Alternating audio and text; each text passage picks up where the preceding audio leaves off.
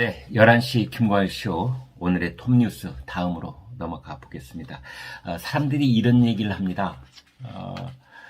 이재명 씨는 이재명 더불어민주당 후보 이재명 씨는 참 맷집이 좋다. 맷집이 좋다. 다른 건 몰라도 그 사람의 도덕성, 그 사람의 말 또는 캐릭터, 성격 그런 거는 떠나서 맷집 하나는 좋다. 다른 정치인, 다른 후보들 같으면 벌써 쓰러져도 10번은 쓰러졌을 것이다. 그런데 아직까지 저렇게 버티고 있는 걸 보면 맷집은 있다. 이런 얘기 끝에 아무튼 2022년 3월 9일 날 대통령 선거의 그 결과가 어떻게 되든 이번 대통령 선거는 대장동으로 시작해서 대장동으로 끝났다. 그렇게 후세의 평가를 받을 가능성이 높다. 이런 얘기를 하고 있습니다. 오늘 또 역시 대장동 관련 정말 많은 뉴스들이 쏟아져 나오고 있습니다. 이것은 대통령 선거와 직결되어 있는, 어떻게 보면은 그 우리나라의 운명, 우리 국민의 앞날과도 직결되어 있는 이제 그런 불가분의 관계에 있는 아주 뜨겁고 중요한 그런 쟁점이기 때문에 그 핵심 포인트 몇 가지를 짚어서 말씀을 드리겠습니다. 일단 이 집권 여당의 대통령 후보 얼마나 중요한 자리고 얼마나 중요한 그런 역할이 주어진 인물입니까?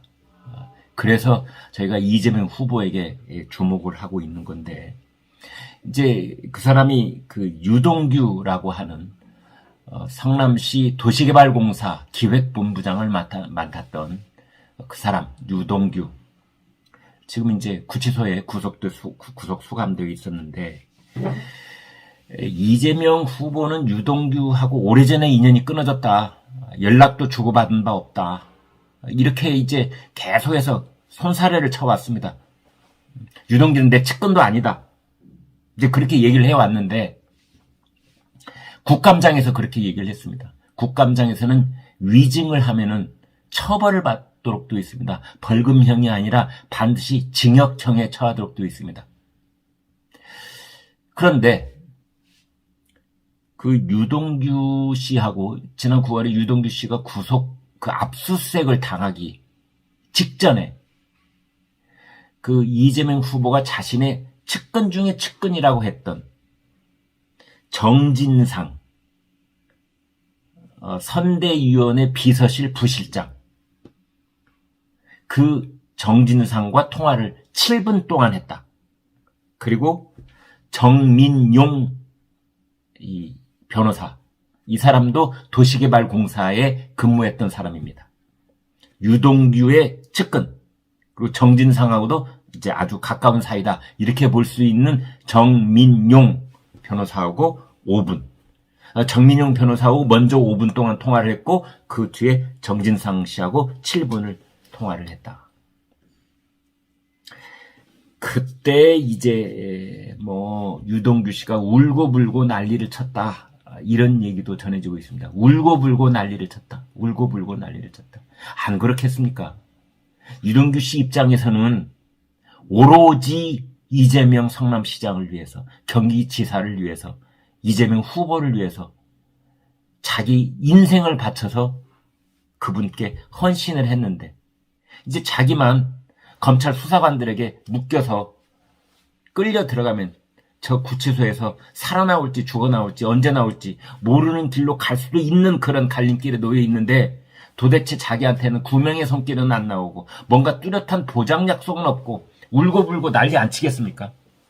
내 청춘 돌리도, 내 인생 돌리도, 내 삶을 돌리도, 이렇게 말하고 싶은 자연스러운 심리의 흐름이 있는 거지요.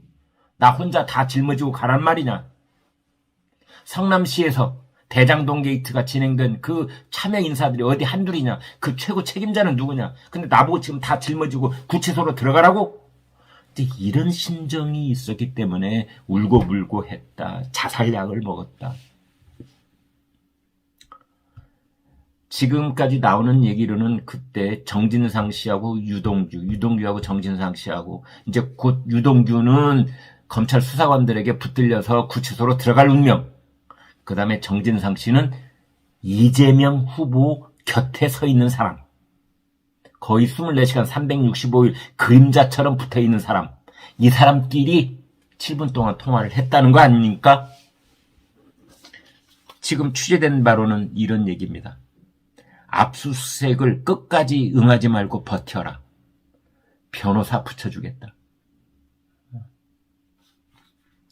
천하의 이재명 후보라도, 천하의 경기지사인 이재명 후보라도 검찰의 손길이 다가와 있는 상황에서 해줄 수 있는 일이라는 것은 이제 이 정도였던 것이다. 이렇게 짐작이 되는 거지요. 변호사 붙여주구마. 압수수색 좀 버텨봐. 이제 그런 얘기를 했다고 취재가 돼 있습니다. 이게 이제 주로 원희룡 후보가 제보를 받았던 내용을 이제 신문 기자한테 얘기하고 있는 내용인데요. 개통 열흘밖에 안 된 아이폰으로 통화를 했고 기록이 안 남는 화상통화 앱을 사용을 했고 페이스타임이라는 그 다음에 텔레그램으로 통화를 했다. 그래서 그 통화 내역은 안 남아있을 수도 있고 남아있을 수도 있고 지금 이런 상황입니다. 이 휴대폰을 포렌식을 해서 내용을 밝혀낸 곳은 경기 남부경찰청, 서울중앙지검은 아직 모르고 있습니다. 여기서 4가지 쟁점이 남습니다. 첫 번째, 야 정진상은 왜 수사 안 해? 바로 붙잡아다가 물어봐야지. 네 이런 겁니다. 아, 정진상 씨가 이재명 집권 여당 대통령 후보의 그림자 24시간 꼭 붙어있는 선대위 비서실 부실장이기 때문에 너무나 어려워서 차마 붙잡지 못하고 있다고? 그래, 우리가 검찰에 무슨 기대를 하겠어. 두 번째, 아니 정진상하고 정민용은 압수수색이 임박했다는 거 어떻게 알았지? 압수수색 30분 전, 5분 전, 10분 전에 어떻게 알았지? 검찰이 압수수색 수사관들 수십 명이 들이닥친다는 거 어떻게 알았지? 이것은 정진상이 취재한 걸까? 이재명 후보한테 누가 얘기해 준 걸까? 그래서 이재명 후보가 정진상한테, 정진상이 그 명을 받들어서 전화를 한 걸까? 도대체 어떻게 된 걸까? 도대체 이재명, 정진상, 정민용 이 사람들은 유동규에게 압수수색이 임박했다는 걸 어떻게 알았을까? 세 번째, 유동규하고 정진상은 무슨 얘기를 나눴을까? 뭘 주고받았을까? 무슨 입단속을 시켰으며 그 입단속의 보답으로 무엇을 약속했을까? 이런 겁니다. 울산 선거공작 사건 때 우리 잘 봤지요. 뭐 오사카 총영사관 자리를 달라느니, 뭐 거기는 못 줄 테니 뭐 센다이 영사로 가라느니, 아 센다이는 못 가겠어, 오사카 줘야 돼. 이런 거래가 있었다는 거 우리 다 알지 않습니까? 유동규와 이재명과 유동규 입막음, 입단속을 약속을 한다면 뭔가 보답 얘기를 해야 될 거 아니겠습니까? 내가 청와대 주인이 되면은 유동규 너는 국정원장이다. 유동규가 그러고 다녔다면서요? 국정원이 무슨 차장한다고. 제가 뭐 소설을 쓰는 겁니다만, 그러나 충분한 리얼리티가 있는 소설인 겁니다. 그런 얘기를 하지 않았을까 의혹을 사는 대목인 것이지요. 네 번째, 여기가 핵심 포인트인데요. 이재명 경기지사, 이재명 후보는 어디까지 보고를 받았을까? 유동규와 정진상, 유동규와 정민용, 특히 유동규와 정진상 두 사람이 7분 동안 통화를 했는데 7분 통화하면은요 꽤 많은 얘기를 합니다, 여러분. 그 7분 동안 통화를 했다는데 정진상이 선대위 비서실 부실장 24시간 그림자처럼 이재명 후보를 따라다니는 정진상, 그 절체절명의 순간에 유동규하고 7분을 통화한 뒤에 이재명 후보에게 어디까지 보고를 했을까? 이재명 후보는 어디까지 알고 있었으며 무슨 지시를 내렸다는 말일까? 이렇게 4가지 포인트가 되겠습니다. 오늘 아침 새로 나온 뉴스는 이런 겁니다. 황무성 도시개발공사 초대 사장 강압에 의해서 쫓겨났다. 그래서 직권남용 혐의와 강요죄 혐의를 이제 유동규, 그 다음에 정진상, 그 다음에 이재명 당시 성남시장에게 적용할 수 있는 그런 발언을 계속하고 있는 분이죠. 황무성 전 성남도시개발공사 초대 사장이 이렇게 말했습니다. 이재명의 성남시는 정진상 중심의 점조직 형태였다. 조폭 같은, 마피아 같은 점조직 형태였다. 이거 무시무시한 말입니다. 그런데 지금까지 나온 걸로만 봐도 이재명 후보는 국정감사에서 위증을 했다, 거짓말을 했다, 그런 혐의를 받을 가능성이 매우 높고 야당에서는 벌써 그 혐의를 조사를 해야 된다고 주장을 하고 있습니다. 왜냐하면은 유동규하고 통화 관련 자체에 대해서 국감 때는 모른다 그랬는데 어제는 나중에 들었다. 그러니까 정진상한테 보고를 받았다 그런 뜻이지요. 그렇다면은 국감장에서도 알고 있었다라고 얘기를 했어야 됩니다. 왜냐하면은 유동규하고 통화가 된 다음에 국감을 했기 때문에 국감 때도 당연히 알고 있었을 건데 모른다고 했거든요. 자, 이런 점 이제 밝혀져야 됩니다. 심상정 정의당 대통령 후보는 이렇게 말했습니다. 참 기가 막힌 얘기입니다. 이것도. 심상정 정의당 대통령 후보가 이렇게 말합니다. 이제 이재명 수사만 남았다. 이제 이렇게 말을 했습니다. 어제 여러분 다 아시다시피 우리 문재인 정부, 우리 정부라고 해보죠. 정부가 국토부가 도시개발 사업의 공공성을 강화하는 종합대책을 추진하겠다 이렇게 공식적으로 밝혔습니다.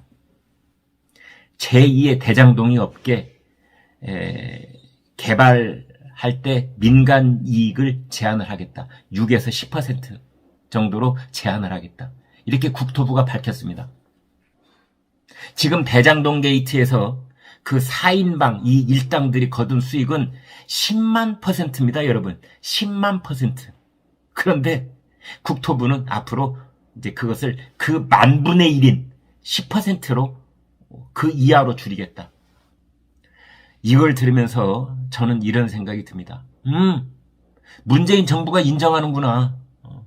만약 이재명 당신네들의 대통령 후보인 이재명 후보가 말하듯이 이게 단군 이래의 최대의 치적이라면 왜 그거를 다시 뒤엎는 대책을 마련해? 그대로 놔둬야지. 오히려 더 확대 발전시켜야지. 단군 이래 최대 치적이라면 왜 이것을 제한하고 만분의 1로 줄이는 그런 대책을 추진할까? 이것은 자승자박인 것입니다. 문재인 정부 스스로가 대장동 게이트는 매우 문제점이 많은 것이었다 라는 것을 인정하는 겁니다. 자인하는 겁니다. 자백하는 겁니다. 성남 대장동 게이트의 공공결정권자의 잘못을 시인하는 것이다. 이렇게 말할 수 있는 것입니다. 이제 대장동 게이트의 3인방이 다 구속이 됐습니다. 유동규, 김만배, 남욱. 그렇기 때문에 이제의 관심은 서울중앙지검, 검찰, 그 다음에 경기 남부경찰청 여기에서의 수사의 그 칼끝이 윗선을 겨냥할 것인가? 이재명을 겨냥할 것인가? 심상정 정의당 후보가 말하는 것처럼 이제 이재명만 남았다. 심상정 정의당 후보가 이제 정의당의 데스노트에 이재명 세 글자를 적은 겁니다. 이제 이런 상황이 진행이 되고 있는데 오늘 동아일보는 이런 단독 보도를 했습니다. 김만배 씨가 미국에 머물고 있던 남욱에게 폰 정보를 삭제하는 프로그램을 제안했었다. 그리고 대질 조사를 받던 중에 손가락 4개를 펼쳐 보이면서 유동규에게 건네준 뇌물성 그 수표가 4억 원이라고 말맞추기를 했다. 뭐 이런 얘기를 했습니다. 경향신문이 단독 보도를 했는데요. 남욱 변호사가 2010년에 모 인사를 통해서 3천만 원을 건넸다고 합니다. 그 사람이 이재명 시장에게 로비를 했답니다. 이것도 매우 중요하고 민감한 단독 보도입니다. 그러니까 남욱 변호사가 2010년에 이미 대장동에 관한 설계도를 그리기 시작했는데 그때부터 이재명 지사에게 로비를 시작했다. 여러분, 이 사태가 어떻게 흘러갈지 너무도 궁금한데요. 저는 이렇게 봅니다. 결국은 죄수의 딜레마가 시작됐다. 대장동 게이트의 4인방 김만배가 큰형님이라면서요. 김만배, 둘째 형님 유동규, 셋째 남욱, 넷째 정민용, 그 다음에 이제 정영학 회계사가 또 있지요. 뭐 5인방. 이 사람들에게 이제 남은 것은 각자 도생이다. 어떻게 하면 자신에게 피해를 최소화할 것인가? 어디까지 내가 알고 있는 진실을 검찰 수사관에게 불어야 될 것인가? 우리 4인방이 살아날 길은 무엇인가? 아니, 나부터 우선 살아날 길은 무엇인가? 그 방법은 이제 서로가 서로를 뜯어먹는 하이에나가 되는 겁니다. 서로 적군이 되는 거지요. 그 중에 하나가 이재명 후보를 물어뜯는 것일 수도 있습니다. 그 논리 구조는 이렇게 되어 있습니다. 김만배 씨가 그것을 적나라하게 보여줬는데요. 우리는 공모 지침에 따랐을 뿐입니다. 둘, 그 지침은 성남시가 만들었습니다. 셋, 성남시가 만든 공모 지침의 결재권자는 이재명 시장이었습니다. 넷, 우리가 배임이라면 이재명 후보도 당연히 배임입니다. 검찰도 경찰도 어찌할 수 없는 논리 구조를 딱 제시를 한 겁니다. 그 다음에 또 하나 깔 수 있는 이 범죄의 딜레마, 죄수 딜레마, 이 4인방이 깔 수 있는 카드가 있는데요. 그거는 로비 리스트입니다.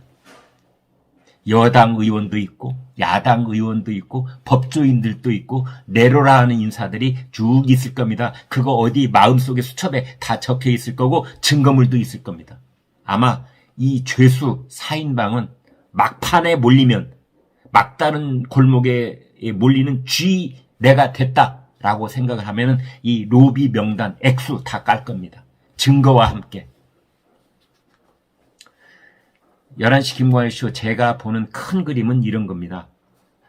문재인 대통령, 그 다음에 집권 세력, 문재인 핵심 지지 세력, 이 사람들이 봤을 때는 다른 그림입니다. 만약 2022년 3월 9일 대통령 선거에서 진다면 그 책임을 어떻게 물어야 될 것인가? 이것이 플랜 B일 수도 있습니다. 문재인 정권의 부동산 실정 때문에 졌다고 할 것인가? 아니면 이재명의 대장동 게이트 때문에 졌다고 할 것인가? 이것입니다, 여러분. 이게 큰 그림으로 봤을 때 핵심 포인트입니다. 문재인 대통령의 핵심 세력, 문재인 대통령을 지지하는 핵심 세력, 이 사람들이 봤을 때의 큰 그림은 이런 디테일이 아니라 만약 대통령 선거에서 졌을 때 그때 그 패배의 책임을 누구에게 밀릴 것인가? 덮어씌울 것인가?